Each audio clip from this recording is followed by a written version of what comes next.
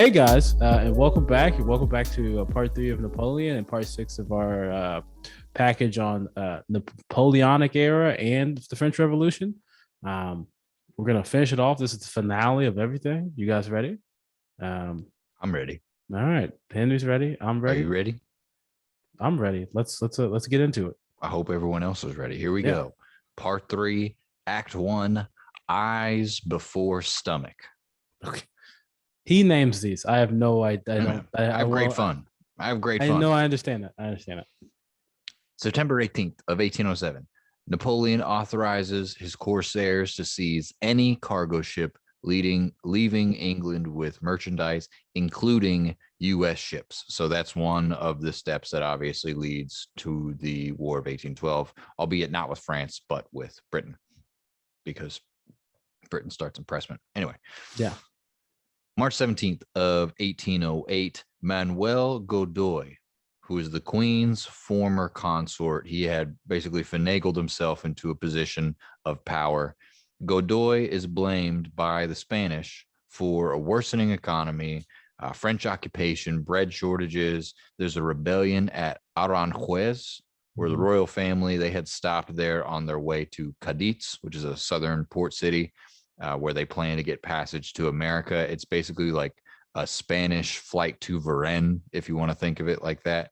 So rebellion at Aranjuez, that's the city where they're stopped, where Charles IV, the king, is forced to dismiss Manuel Godoy, the Queen's former consort. I think it was like finance minister or some either way, whatever.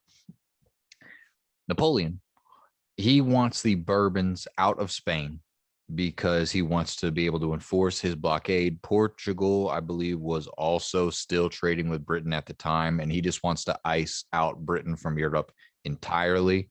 He wants the naval resources of the Iberian Peninsula, basically control of the seas, both the North Atlantic and the Mediterranean, and to appear undisputed and indisputable in Western Europe. And so his whole plan is to put his brother Joseph on the throne. Joseph was already king of Naples, and he wants to basically name king of Naples and king of Spain.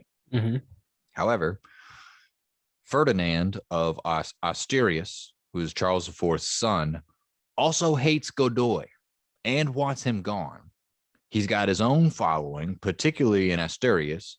He's arrested by his father, but found not guilty as an insurgent. And Napoleon, he's playing both sides in order to advance his own interests, obviously. He's assuring both Godoy and Ferdinand that the troops he was sending in were to protect each of their interests. So he's telling Godoy, no, I'm on your side, man. I'm here to protect you. He's telling Ferdinand, like, no, I totally back you, Ferdinand, against fuck Godoy, but meanwhile, it's just an occupation. So May 2nd or May 2nd or 3rd, I think it's the night of May 2nd and 3rd of 1808. This is the outbreak of the Spanish War of the time, because there have been several. A lot of those. which Spanish War, sir? Yeah, I know. 1808 one, asshole. There's a rumor that the 13-year-old Francisco was about to be taken to Bayonne, which is like near the border of France and Spain, is outside on his way to Paris. Basically, they were going to abduct one of the heirs. Outside the palace in Madrid, there's this crowd that has assembled, and there's all these people watching. And Francisco, the Bourbon, he starts crying, and the Spaniards, just regular Spanish civilians, rush the French, and the French shoot the Spanish. And this is the beginning of the Spanish War. September 22nd of 1808, Napoleon, meanwhile, he's got other things on his mind, other business to attend to at this time. He heads to Erfurt in Thuringen. I think that's like what modern Eastern Germany, to meet with Tsar Alexander, because they have to like basically re-solidify their relationships because things have changed. Yeah. And nothing really materializes. The relationship had cooled from their hot times on Tislet. Tsar Alexander was increasingly wary of Napoleon's presence in Poland and their one-sided trade agreement. There's like loads of timber and hemp from the Baltics just chilling there. It's like, we have product, we just need a market. And Britain's a market, but we can't sell to them because of you, Napoleon, and that's an issue for us. Yeah. Also, Napoleon refuses to allow Tsar Alexander to invade Turkey, and this is another thing that poisons their relationship. Mm. December of 1808 to January of 1809, Sir John Moore is putting up a fight in the northwestern Iberian Peninsula. Napoleon's attempting to like cut off his avenue of retreat to Lisbon, but he has to pass the Sierra de Guadarrama during the winter, and it's very rough. It's very rough on the French army. Moore begins evacuating his troops at Corunna, which is a northern port city in Spain, using the Royal Navy. And Moore dies in the evacuation, but he repels the French assault and it ends up evacuating his men, and it's successful. And he's basically martyred for the British. Yeah. So Napoleon takes his forces back to Madrid to mop up. And the reason I bring this up is because if he hadn't have been distracted by Moore's northern assault and evacuation, he could have headed south and really crushed the locus of the rebellion. But because he didn't, another uprising was imminent. And that's just kind of the nature of guerrilla warfare, or like particularly if you're an invader and you have all of these like populist insurgents, you're just putting out 100 different fires. You're playing whack-a-mole basically, and there's no guarantee you can whack every single mole, you know? Yeah. April of 1809, there's an uprising in Prussia, just Prussia, not Germany. Again, the biggest, Eastern German modern. They're the reforms of this guy, Baron von Stein, is the one who's credited as the instigator, I won't even say leader, of this uprising, this insurgency. Bavaria, which is modern southeastern Germany, they actually fight with the French against Prussia, even though they both speak German. And so Austria ends up invading Bavaria, and it looks like you're going to have a reopen the Eastern Front, basically, after Napoleon has fought against the Austrians and the Prussians and the Germans so many times before. It looks like now he's invaded Spain, and now you've got this other fire. So it's interesting to see how everyone's following European affairs just to know, like, all right, when's the time when we should launch our uprising against Napoleon, Yeah. Bavaria, from my understanding, this is like, this is a tacit understanding based. Bavaria is like super conservative to this day. I think it's also very religious, but I don't know. I don't know if it's Catholicism. I just know like nowadays in German like politics, the Bavarian vote is always going to be for like the more conservative party. Okay. It's also the part of Germany that like Hitler loved. Oh, okay. Bavaria. Yeah, I just know their beers. They got that's where all the a lot of the Hitler stuff was. A lot of his homes in Bavaria. Okay, I didn't know that. Yeah. I just know the sweet amber lagers. That's all I know of Bavaria. Yeah, Nazis love lagers. Huh. That's weird. That's weird that you also like lagers. I like ambers. It's got nothing to do with my political sentiments. Believe me. It's all the crisp flavors, right? Jesus Christ. May of 1809, you have the Battle of Aspern-Essling. And this is actually a military setback for Napoleon. It's his first real defeat by the Austrians. He was on his way to Vienna, and he has to like cross the Danube. And I think Aspern and Essling are like two cities that are almost like gates to Vienna, or he had to get through those two before he were to get to Vienna. And he's pushed back. And so there's this island called Lobau on the Danube River, which he fortifies before he recontinues his assault on Vienna. This leads to the Battle of Wagram. And Wagram is very bloody and very close. And it's another one where the French just kind of barely scrape by. And it, like I said, very bloody in terms of casualties, 32,000 French to 35,000 Austrian. So high amount of virtually equal in terms of casualties, but French gain, they win the day ultimately, but very high cost. I'm always one thing I'm interested in, I didn't get to like look at is like, what type of warfare is this? I know it's Napoleonic era, so they're lining up in rows and kind of go shooting at each other. Yeah. But like that's what would be my understanding of it. But like there's a lot of weird history of like people didn't really fight like that a lot. Like they didn't line up in rows a lot and shoot at each Yeah. other. That was the ideal. That Yeah. was like, but like, yeah, but no, it's just interesting because it's 32 to 30, 67,000 people being killed Yeah. or killed and wounded in the course of a battle, and battles aren't that long, maybe a week. Just how that Yeah. happens and like the actual, you know what I mean? This was just I think 2 days, three at most. This is Yeah, July 10th and 11th. You could argue the 9th, but 10th and 11th, 2 days to have 67,000 people. I don't know if those are all dead, but no at least maimed. no you machine know, guns. Like you don't have a machine gun yet. You don't have any of that. So how you the know? way I see it as far as warfare was concerned, you have your infantry, Uh you huh. have your cavalry, and you have your artillery. And artillery being the newest of Oh, the three. so And the artillery is hot. that's how Napoleon got his rise, is by taking advantage of the new technology, that being the artillery. And then he knew very well how to deploy it. And that's a whole backbone to his rise. We're just talking about kind of the geography and the big Uh huh. political. That's not really so much the nitty gritty, but that's one of the things that he exploited and was able to win all of these victories, is by like reading up on the artillery manuals and thinking how best to piece this newer technology in next to the cavalry and just the regular old infantry. May to June of 1809. This is when Napoleon is in more or less open conflict with Pope Pius VII. He thought the Pope thought Austria would win the war, and Pope tried to have Napoleon excommunicated around this time. And so Napoleon ordered troops into the Quirinal Palace, and he has the Pope arrested on July 6th of 1809. Yeah. Napoleon arrests the Pope. Yeah. Yeah. Yeah. Because it's they've agreed. They've done their little piece up. And then now you're going behind my back thinking that the Austrians are gonna fucking like he runs Italy.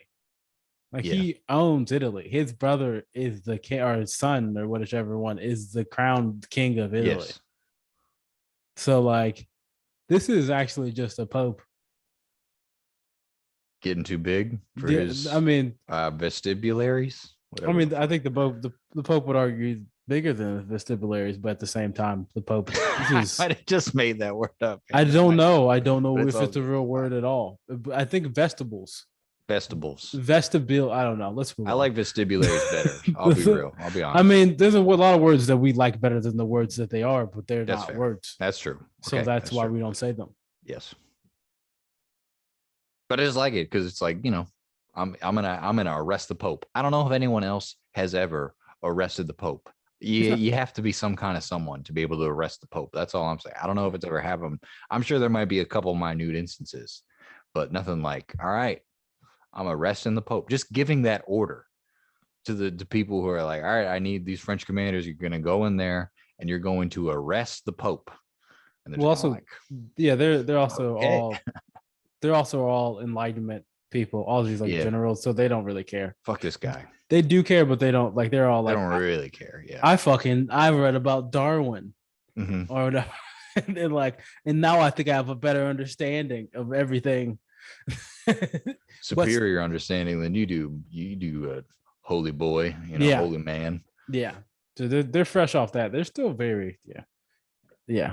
So they would walk in there and be like, oh, look at all these robes. Regular old day. Yeah, dude. Yeah. I hope they treated him okay. At least I hope there You wasn't don't any. care if they treat the Pope correctly. I've never seen you give this much credence to. I'm just saying, like, you're right, but there's an element of decorum to be. I'm sure they were keeping in line with the decorum. I don't. They wouldn't do anything weird. That's all I'm saying. One thing you know about me, I would love to get fresh with the Pope.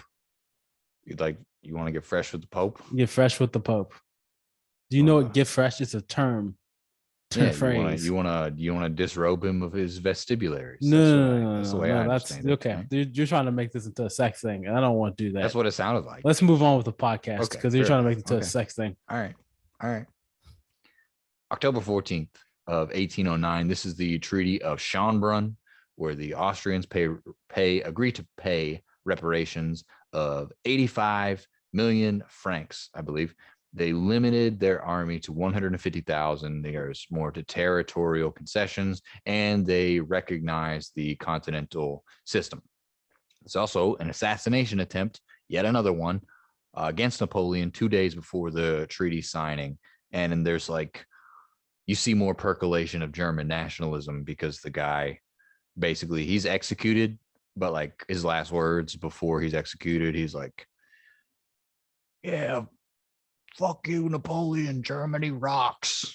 I'm paraphrasing, of course, but that was the gist of like, I've done my duty to my country. And he's like starting, you see people are starting to think of Germany or Austria, that sort of the people area, as a nation, as a people. Yeah. Yes. Yeah. Also around this time, Paris is innovated. You see Napoleon undertakes a series of internal improvements, irrigation. He improves their canal system. Economically, Paris starts doing very well, particularly in cotton trade, mechanical and chemical industries, as well as others that emerge around them by necessity. They've got an internal market of about 80 million citizens.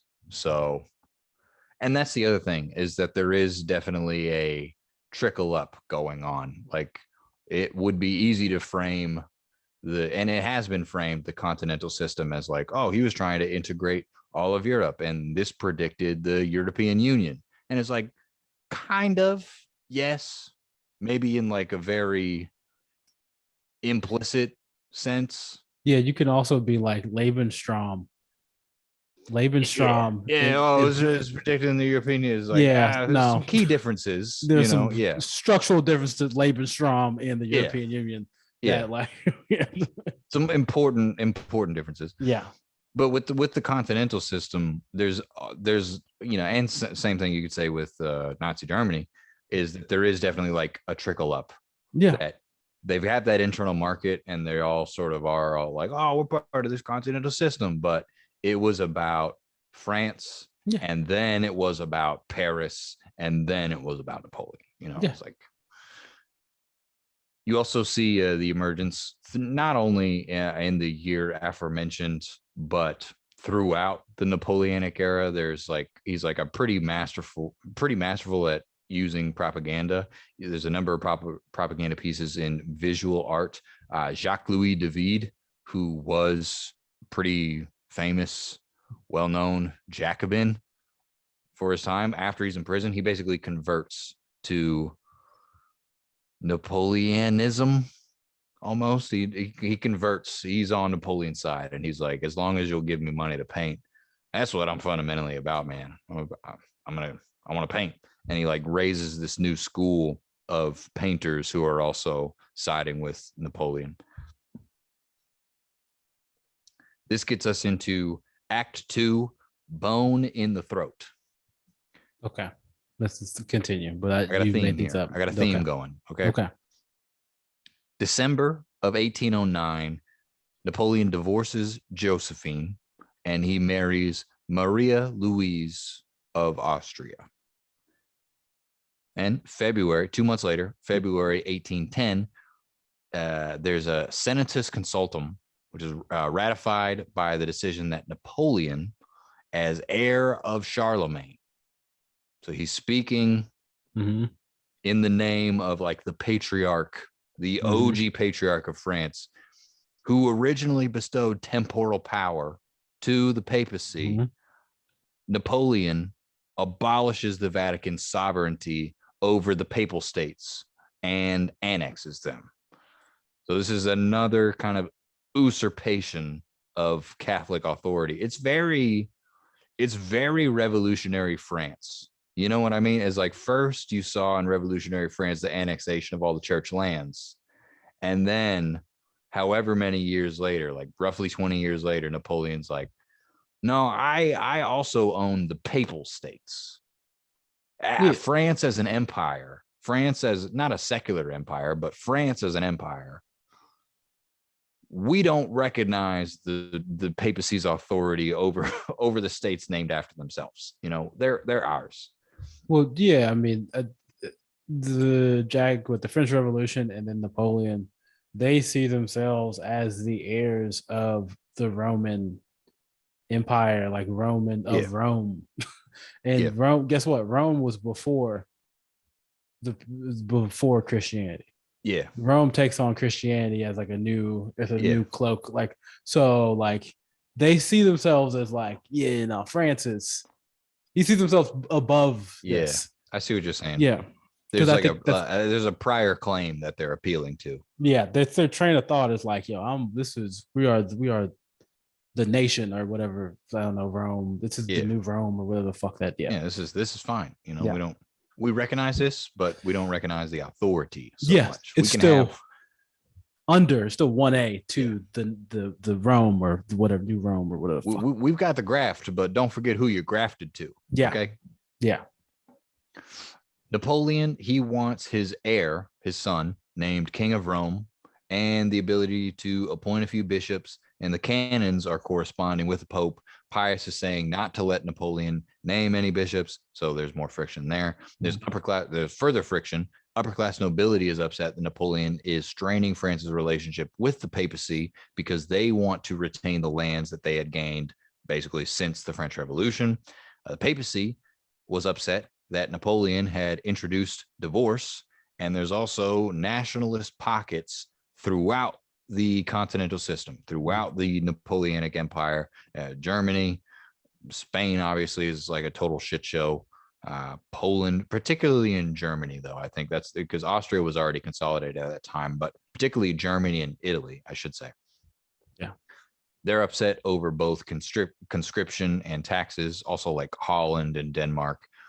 Merchants from across the continental system are strained under the blockade of Great Britain.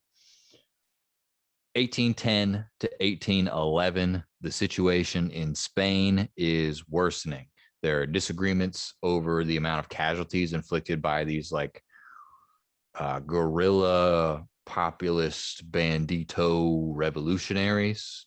There's as few as 76,000 French casualties in the Iberian Peninsula during this time, and perhaps as many as 145,000. And it is messy. Let me tell you, they're known to give no quarter. There's garroting, crucifixion, and boiling in oil for the captured French. There's also, you have some sectionalism going on or some factionalism going on with the afrancesados. Those are people who are Spanish citizens who are known to be on the side of the French. And there's like internal war, civil war between the afrancesados and these like bandito revolutionaries. It's also expensive for Great Britain to keep funneling troops into Spain. So their economy is being strained not only by the continental system blockade, but also the war effort. And there's waffling over Joseph as king because there was eventually they change the French, Napoleon and the French, they change their plan to install Ferdinand, which you probably should have done in the first place, because there was this instance where Ferdinand reaches out to Napoleon and says, "Hey man, I'd be happy to rule in your name." Yeah. And Napoleon says, "Nah, I'm gonna give it to my brother. I'm sorry, dude." And it's kind of like, man, you could have had it all. This sets up that weird part of Mexican history with this is after the Pastry War, the second Mexican French intervention. Yeah, where Maximilian comes in, which I'm thinking is the son of Napoleon's brother. He comes in as a French Austrian emperor of Mexico. Yep. It's a fun time, you know. What? Like, what the fuck? But yeah, that sets up that. There's a British General Wellington and the guerrillas under him, because now you've got this integrated unit of like British, Spanish, are using the terrain in a way that neutralized French artillery and skirmishers. The image that comes in my head is that the French would know that the enemy was nearby, but they wouldn't know where. And there was this, you know, it's very like mountainous terrain, particularly in the rural areas or like a lot of hills or whatever. And French would be marching along with all of their artillery and their cavalry. And then they would come to the point where they were beyond the flank of a hill or beyond the cover of a hill or a mountain or a valley or whatever. And the Spanish and British would just rush them entirely before they had a chance to set up. Just a surprise attack, a gank, as I would say in the olden days. You know, gank. Ew. Yeah, you gank them. You know, you hide That's in a real. certain spot and you wait for the enemy to just show up, and you wait around a little corner, and then once they're there, you just you gank them. You know, boom. Like you didn't even have a chance to set up your attack because you got ganked, man. You know. And from my understanding, the way you neutralize artillery is you just get close. It's Yeah. you get incredibly close. You like you're saying. I will if you say the word gank, but you That's get cool. incredibly close, and like you just the combat's so close to where you can't call in the artillery. Yeah, but that's It works best at a range. And if you neutralize that range, then it's just like, all right, now you've rounded the corner of this mountain and we've been waiting here for a while. And then here it comes. Here we are. Boom, you're dead. You got ganked, you know? That's no. You got ganked. To not ganked, but let's no. March 20th of 1811, Napoleon's son is born by Marie Louise.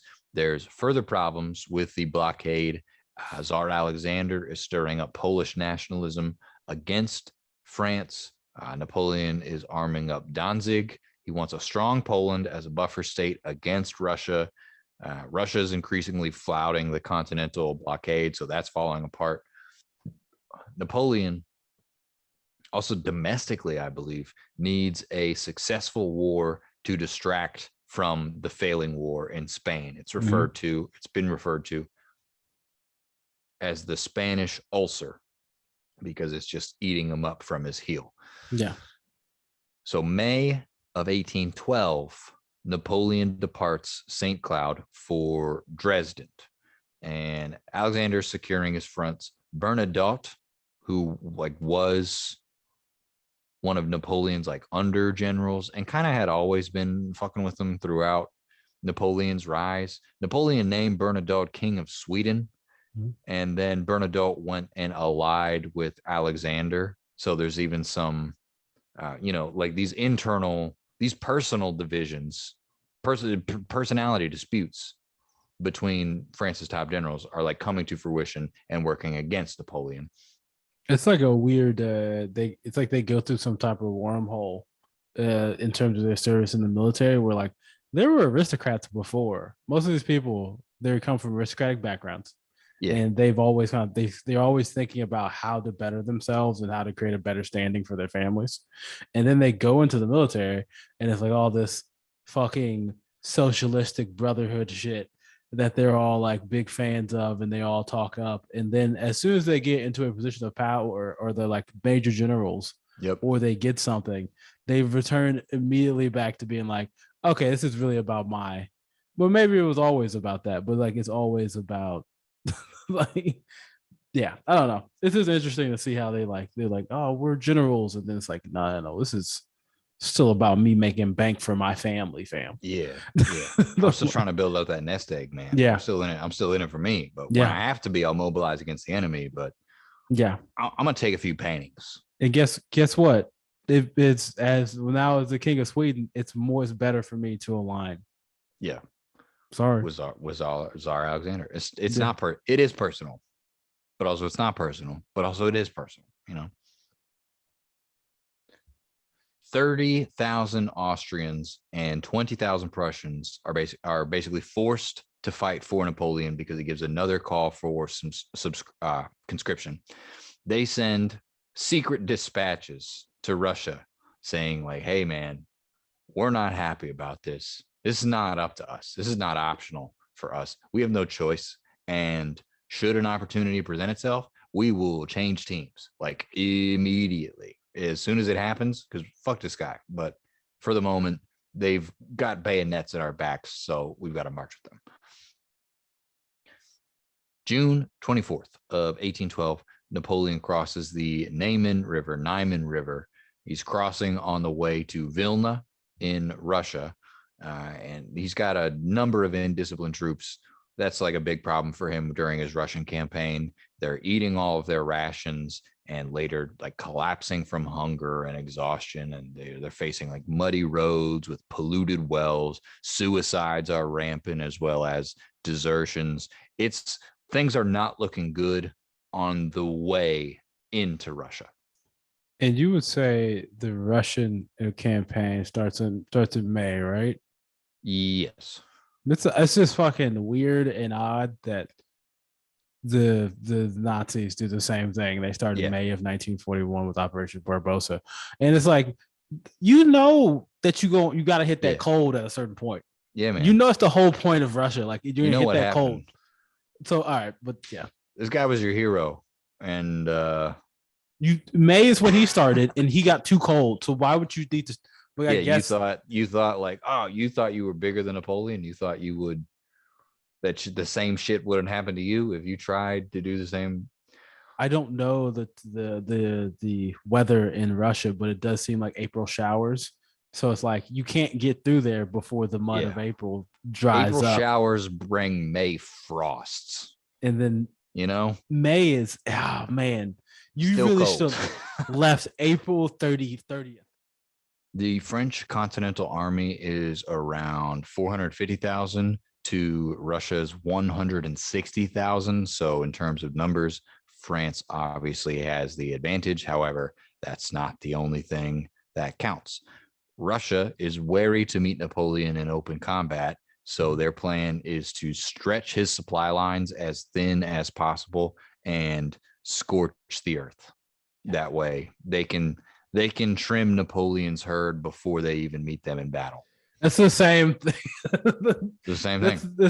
God damn it, dude.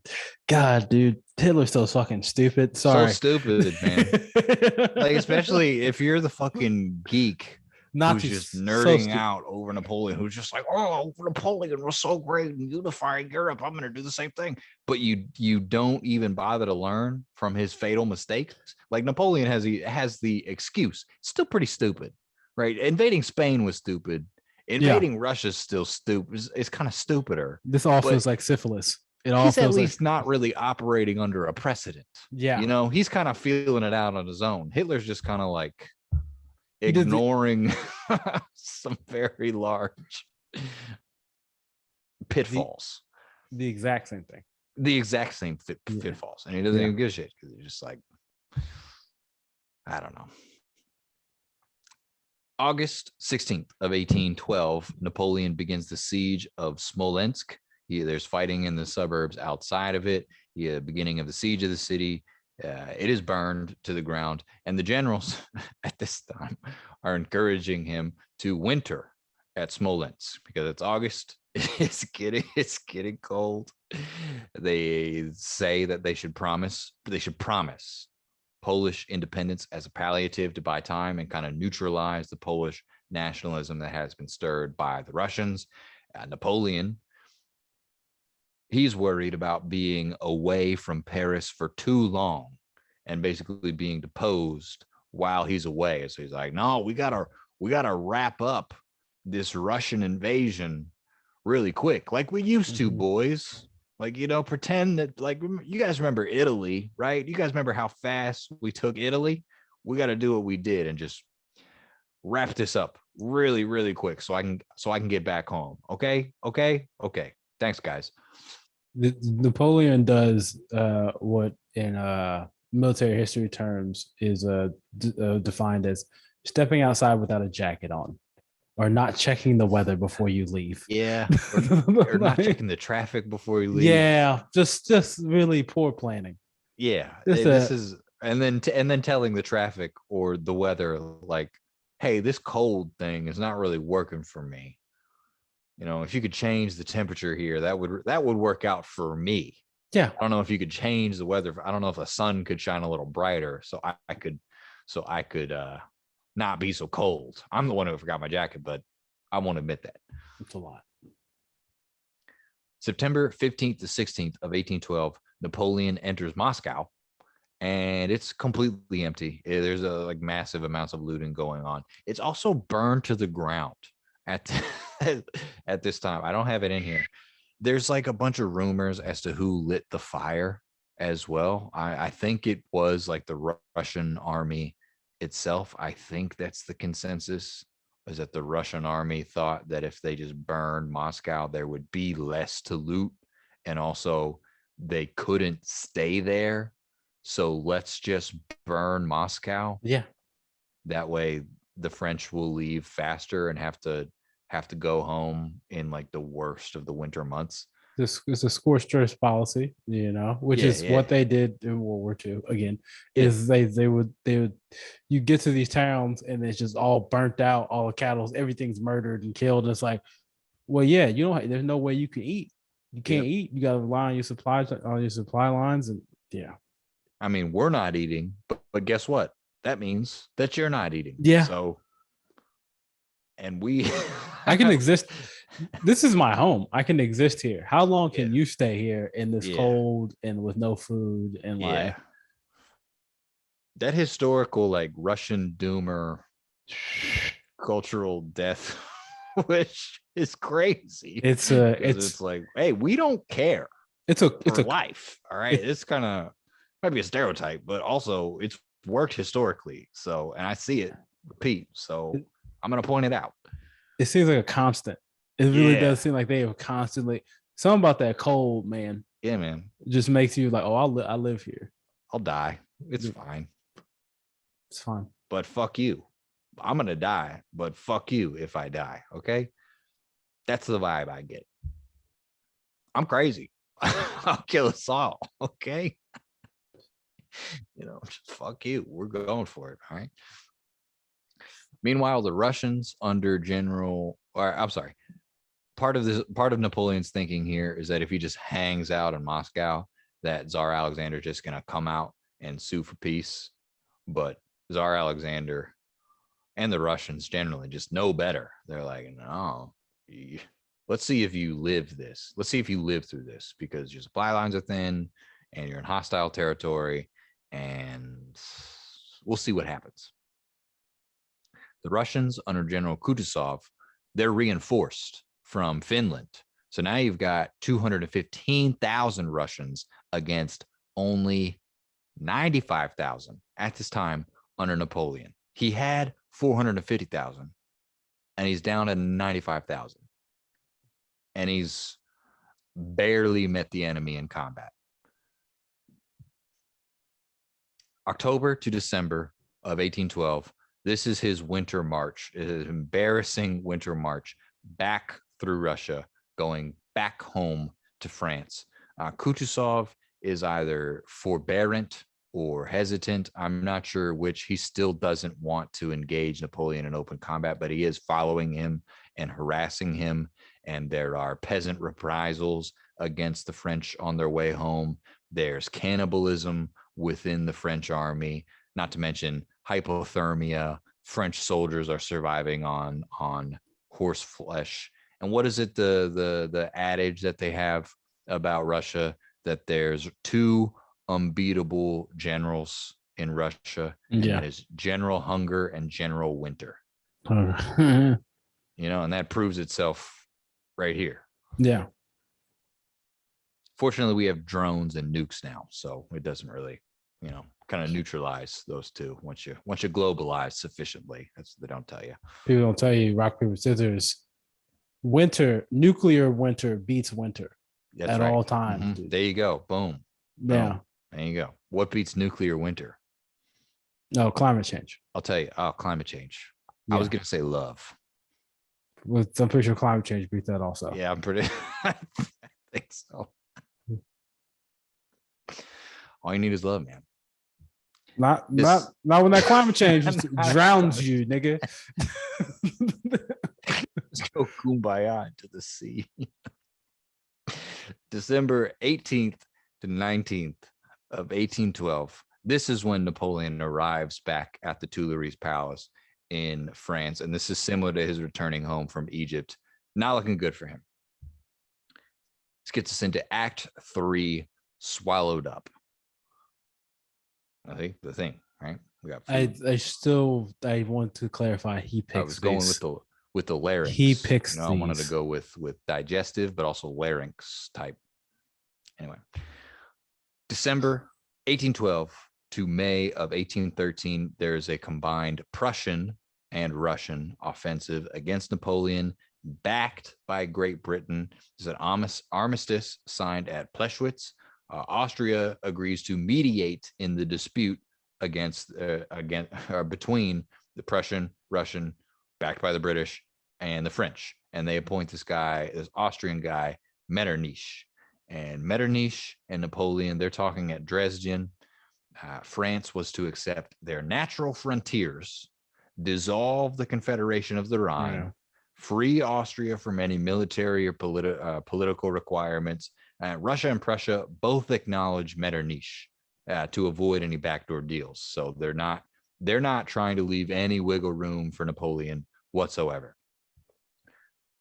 Russia itself, they want the Duchy of Warsaw dissolved. Austria wants some more Italian territory. Basically, Napoleon was to give up everything he had won since 1796. Yeah. And Napoleon also counted on the Emperor of Austria not waging war or not doing anything actively against the husband of his daughter. And he was mistaken, clearly, in that regard. Mm-hmm. So on October of 1813, you have the Battle of Leipzig. There's these high desertions among the Germans and Italians within the Grand Army. The Saxon troops entirely turn on him during this battle, and they're like greeted very warmly by their Prussian brothers. So again, this is one of those moments where you see this emerging German nationalism.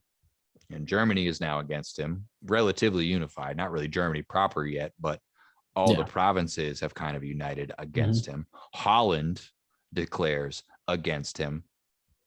So November of 1813, you've got negotiations. The natural frontiers are reneged after Napoleon accepts pre-1792 boundaries. Napoleon had accepted the 1796 boundaries, but he did so too late. And so at that, Leipzig had just happened and he had just lost. And so they're like, now we're going pre-1792. Like, you don't have as much to bargain with as you did a few months ago. He ends the war in Spain. Ferdinand is made king ultimately. So he could have saved himself a big headache. But again, hindsight 2020. January of 1814, the Prussian general Bülow is marching into France itself. And Napoleon wants to act as a wedge between the Allied armies. He doesn't want them to link up. And through like February of 1814, the next few months, the French army launches a very spirited defense. I wish we could get into it. We really can't, but it's like they know the terrain and they're fighting for their homeland and they know the stakes. And so there's this like invigoration of spirit within the French army. They're sometimes inflicting 10 times the amount of casualties on the Allies as they are incurring themselves. It's not enough, however. On March 30th of 1814, there's a battle on the Paris outskirts. It's like right below Montmartre. It's a French loss. And Joseph and Jerome, both of the Napoleon's brothers, are watching from the heights of Montmartre.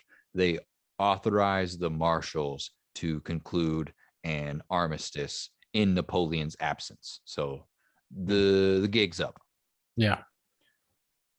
March 31st, very next day, 1814, the Council of the Seine issues a decree encouraging people to denounce Napoleon and petition for restoration of the Bourbon dynasty. And Napoleon still has like 60,000 forces, and he tries to march on Paris, but the marshals and the army, they're not moving. they've realized what Napoleon hasn't quite yet. Talleyrand, who's long been in the employ of the Austrians at this point, he's there. He's in Paris to welcome Tsar Alexander into the city, and he's there to manipulate the situation while Napoleon is away. Things aren't quite set in stone quite yet. April 14th of 1814, the Allies are unsure of exactly what to do. Alexander suggests a regency for the King of Rome, that being Napoleon's son. Mhm. Talleyrand pushes for King Louis the 18th to be restored, and Alexander thinks that this is going to plunge France into a civil war because they still have the Jacobin presence. Mhm. On that day, April 14th, Napoleon signs his abdication. He would receive 2 million francs a year and become the Duke of Elba, which is like a very nice way of saying exiled and imprisoned on an island off the West Italian coast is where Elba is. And he would just be like, we'll give you money and you can have a nice house. You just can't do anything. You just can't mess with the situation that we're trying to carve up, or we're trying to decide upon in Europe. We're gonna dismantle your empire, but you'll be Duke, and we'll pay you. It's like just stay there, It's like a weird like aristocratic like thing that they do, where they don't like they capture like not even captured like you guys will fight a war, people will die, and then you will be like at the end of it, be like, all right, well, you won that one, I lost that one, and you still get $2 million. Yeah, which castle you guys picked out for me? Yeah, like it's I don't know. It's very strange when it's like you should get shot for this. You should be killed. You should get murdered. Yeah, it's this weird decorum almost, respect for the enemy, where it's like, we'll still make you Duke, of course, because respect. Yeah. This is all concluded in the Treaty of Fontainebleau. Napoleon's wife, Marie Louise, refuses to follow him into exile. So, she was fake after all. She never loved you, and then you threw away the love of your life. You threw away the love of your life because you wanted to have a son. When then she turned out to be fake as fuck. She bore your son, but now you can't see him because you have to go into exile. Yeah. Who really won? Did anybody really win? The ruralist allies. They won. Maybe, but they did. Maybe on paper, but I mean, in that paper is the history books that you I'm looking for a vine. I can't find one. Yeah, the paper is the history books that we both read. So yes. Napoleon, on his way to Elba, is burned in effigy by a mob on the way from the negotiations. He's like nearly killed, I think once, if not a couple times. And so he like traveled in disguise on his way to the ship to get to Elba. This isn't the young man that like we see in pictures. This is like a 40-year-old dude chubby, who's a little bit chubby and starting to do the hair's going a little bit. He's like, and it's like tired. Yeah, it's rough. April to March of 1815. This is the Congress of Vienna. All of the allied sovereigns of Europe are repartitioning the continent, carving up the Napoleonic Empire. On March 13th, the Congress of Vienna issues a declaration of war, not against France, but against Napoleon himself, because a few months later, he just busts out of Elba, basically. In all fairness, Louis the 18th did fail to pay his stipend. Yeah. And so he gets like back on the march, and I think he lands in like southern France and is marching on his way to Paris. And there's kind of all these cool stories about how he like rallies men to his cause to fight for him once more. And by the 19th of March, Louis the 18th had fled for Ghent. Napoleon arrives at Paris in June and like makes all these promises about the future of the nation. Like, oh, baby, it's not going to be how it was before. Like, I'm so sorry about how it was. And I just let things get out of hand, and I got ahead of myself, and I didn't think about us as much as I should have been. I should have been thinking Mhm. more about us, and it's not going to be like that again if you take me back. Mhm. Just sweet talking them. It's while he's doing this the song "Don't Call It a Comeback." I've been here for years. It's just an old '80s hip Mm, hop song. It's just playing. okay, I dig that. Don't I call it dig a good shit. comeback.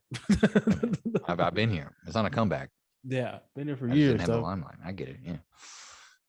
There's 200,000 in the standing army with only 50,000 immediate with only 50,000 immediately available. That means a lot of niggas said yeah, but then didn't show up. Just kind of like, I'm not so sure, but Yeah. those 50,000 must have been fun. Must have been real sentiments flying around.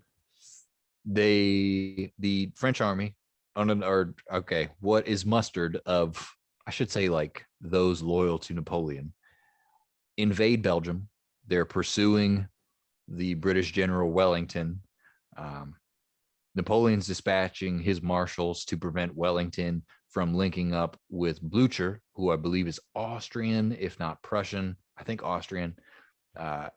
In his pursuit of Wellington, Napoleon ends up around Waterloo. Yeah. We don't really have time to get into the details of it, but June 18th of 1815, this is the Battle of Waterloo, and Mhm. Napoleon actually pins down Wellington, but he is misinformed about the arrival of Prussian reinforcements, Prussian, not Austrian, Mhm. under Blucher. And then another point of contention I heard is that there was like this pivotal point in the battle where if Napoleon would have thrown in his like personal Praetorian guard, who was like his personal bodyguard, if he would have thrown them into the battle at the right time, Yeah. it would have turned the tide, and maybe we would have seen a different outcome from Mhm. Waterloo. He does eventually throw them in, but it was too late at that time. It was like Yeah. a last attempt. And then another one of his generals, Grouchy, he's, I think, was pursuing Blucher and was just like away from Waterloo battlefield proper. And he just kind of sat tight. Like I think he had backup orders to, like, if you don't find anybody, come and rejoin. Or Mhm. if it might have been that the authors are leaving it up to his intuition that, Yeah. like, yeah, no shit, Grouchy, you shouldn't sit tight. You should come and rejoin the main party. And if you would have, then you could have turned the tide. But it did not happen. Napoleon loses the Battle of Waterloo. Most famously, this is the end of his reign. The most of the significant action that happens, like the significant points of the Battle of Waterloo, take place in a garden. Do What? they Yeah, no, really? it's in a garden. Yeah, like it's in the garden of a house. Like there's like a Hmm. this is a lot of the significant action takes place like in this garden. There's Africa, some house or some shit. But yeah, it's yeah. So gardens showing up again. Through Never line. discount a fucking garden. That's How right. about that? Don't talk shit about gardener, about No, never talk shit. gardeners. My Gardeners are real neighbors are dudes. gardeners. Our complex is beautiful, I will say. Uh huh. Uh huh. Anyway, July 24th, 1815, the Bellerophon lands at Torbay, which is the city in Great Britain. So he's sent to, Napoleon is, imprisoned, taken to Great Britain first. He boards another ship where he is sent into exile and imprisonment at St. Helena. Mm-hmm. You may be wondering, Yeah. as I was wondering, when I read this stuff, I didn't look it up until I was, doing the brief. Yeah. Where the hell is St. Helena? I thought it was similar to like Elba, like somewhere off the No. coast, somewhere in the Mediterranean. No. It's in the middle of the South Atlantic. Yeah. They put him. They said Way the fuck away from anywhere where he could ever have the remotest possibility of doing any kind of shenanigans as what he just tried. It's the same lateral as like Namibia and South Brazil, and just this remote island smack dab in the middle yeah. of uh the South Atlantic. Like, if you want to laugh, if you want to look up Elba, Mm-hmm. and then look up Saint Helena, and you'll see what you'll know exactly what they were thinking. They gave him a shot to kind of like have something that was kind of close to like where he was from, Yeah, and that was like kind of maybe like you can hang out, a come to some of the decent, parties sometimes. yeah. But then what they gave him, St. Helena, is like rock. Like it's not even, it's nowhere close to like anything he was used to. It's just like a desert kind of, not desert. It's a rocky ass island in the middle of the Atlantic Ocean, but a place that he still like bringing it back home. Favorite hobby, building gardens. He was Still gardening. Yeah, gardening. Built a massive garden, like a pretty big garden on Helena, and like was one of the things he was doing. He had just torn up. I think it just like he had torn up a garden or done something to his garden right before, you know, May 5th, 1821, when he passes from a cancerous ulcer. Maybe that's what they say. That's what the consensus was. The historical consensus was for a while. He's on St. Helena for 6 years. Yeah. And he's also like devoted to his myth making at that time and like writing his memoirs. Mm-hmm. He tries to learn English. He fails. He's like in the picture they have him like, not a picture, but like the way he's depicted is like he's in a fucking gardening hat. Yeah. Like with like, and he's like, he's not in like formal attire. He's like, he has a shirt on, but he's like, it's this image of like this old man that like, you're like, oh, this used to be fucking Napoleon, dude. Yeah, this was the big N. Now he's the little N. He's been decapitalized. Yeah, and he's like, he's beefing with the British, of course. And there's some like other stories of his imprisonment. Mm-hmm. Cancerous ulcer is what the consensus was for a while. A cancer. He had an enlarged liver, however. That's the way Frank McLynn tells it. Mm-hmm. One of the smoking guns is his enlarged liver, which could be indicative of hyperpituitarism, which is where he had like a overactive pituitary gland. And that's why he gained a bunch of weight toward the end of his life and like got real bloated. And there's some other, there's some other historians, some other doctors who take the enlarged liver as signs of something else. But the way Frank McLynn also tells it was that Napoleon, at around the time of his death, he had all of these symptoms of arsenic poisoning. And that's another popular cause of death that's thrown around for Napoleon, that he was just pissing somebody off. Yeah, could be. Yeah. Maybe. That could also be a thing. Yeah. The dude who, he like has a lot of enemies across Europe. Yeah, but he's in St. Helena. Okay, but that's the other thing of like, you look at those 6 years and he was like fucking other dudes' wives. Yeah, here's the thing. Like, you've got motive. But this is again 1821. Now we're already in the age of like, this is the international world. They can get to you anywhere. Yeah, they can see. Like, this is the borders have broken down. Yeah, they're doing ships now. It's a little bit long, but they can get to you. They can get to you. Yeah. Well, that has been the life of Napoleon, and that has also been our six-part series on the French Revolution and the Napoleonic era, or the rise and fall of Napoleon. Thank you, Henry, for doing a lot of reading. I'm also going to thank myself because I've read a good amount about this shit. Yeah, all this French shit. It's good stuff. It's a good time. We thank you guys for listening. We hope you enjoyed it. You guys can follow us at Hard Fight History on Instagram, Facebook, Twitter, YouTube, all those things. You can follow me at Joshua B. Stokes on Instagram and Facebook and Twitter. You can follow Henry. Where can they follow you at? You can just find me, Henry E. Price on IG, Henry Price on Facebook, Henry Price, Hard Fight History on Amazon, and follow the business at Blush Daisy, please. Okay. That's, guys, you've heard it here. We love you. We'll see you next time. That's right. Around when we have another package. Until then, we'll see you. Be safe. All right. Be safe out there. Peace. Peace.